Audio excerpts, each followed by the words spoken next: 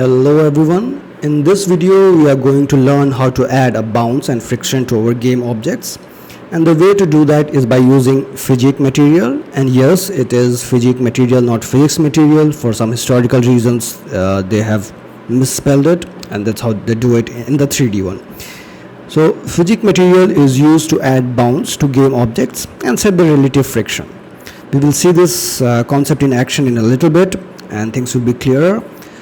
The 2D counterpart of the Physic material is Physics material 2D, so that is to say it's spelled correctly.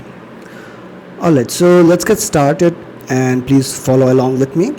The first thing we are going to do is create a 3D object, and let's call it top cube. We are going to have a cube drop to the ground, so let's call this ground cube. Let's move this to the top. Let's lower this a little bit and increase the horizontal scale so it resembles a ground. Perfect. Next thing we are going to do, so first let's just play with it. Let's add gravity to the top cube by adding rigid body 2D. Rigid body. So let's add a rigid body. Let's click on play. Let's see it fall and just stay there. And as you can see, that's unnatural, right? Like you expect object to bounce once it hits the ground. So therefore we are going to add a bounciness to the top cube. The way to do that is click create, click Physic material. Let's call this bouncer, although later we will add some friction to it as well, but let's just call that bouncer for now.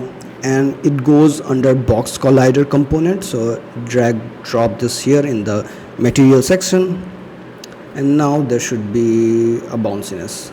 Let's take a look. Okay, so first of all you have to go to the bouncer and set the value of bounciness. Let's use 0.6 since others are pre-populated to be 0.6. and yes, now let's click on play. Let's simulate it, and there should be a bounce. Okay, perfect. Now I just want to play around. This gives you an idea of how Physic material works, how bounciness works. Now for the rest, even I haven't tried it. I'm just going to do it on the fly, experiment, play around, and that's how you learn best. So let's do that. The other thing that I want to try is add bounciness to the ground cube as well. I want to see what happens. Will the bounciness increase, decrease, increase, or will there be no effect? Let's see that. Let's add the bouncer to here as well, and let's click play. Okay, yeah, the bounciness is higher because the two bounciness of the top cube and the ground interacted with each other, so that's good to know. What next? Now I want to see how friction works, so let's play with that. The first thing I'm going to do is tilt the ground and see how the box slides down. Alright, so let's go to ground, rotate it, tilt it in the y-axis. So let's say 20 degree. No, that's not what I wanted. Z-axis, yes, but I wanted it in the other direction. So let's try minus 20, minus 2, 0. That's a lot, right? Let's just try 10. This looks better. Okay, now let's move the top cube a bit to the left, and let's not add a friction right now. Let's just see what happens.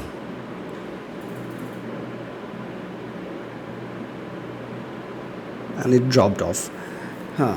So I don't want that happening, so let's reduce the bounciness for both first. I want the cube to stick around for me to play with it. Let's just use 0.15 and let's see what happens.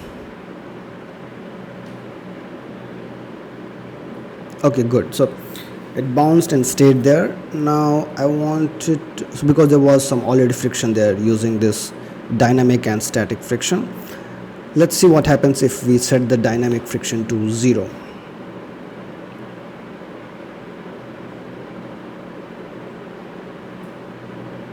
It just slided off. Perfect. And what if we have the dynamic friction to 1?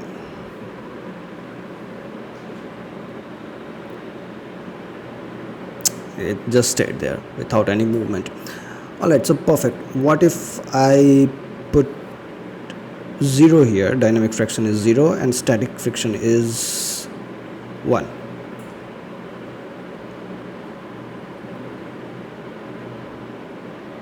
There's no movement. What if I have it so let's just read the definition. I think that will also help us understand it better.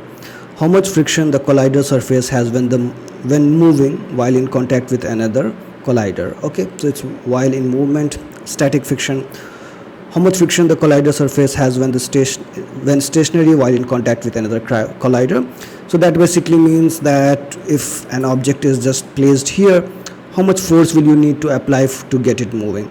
And it seems like if it's 0, it's basically like ice. If the dynamic friction is 0, static friction is 0, it's like ice. You need very little force to have things slide. However, if the static friction is 1, it will be very hard to move it because the friction will be very, very high. So I hope that helped, and see you in next video.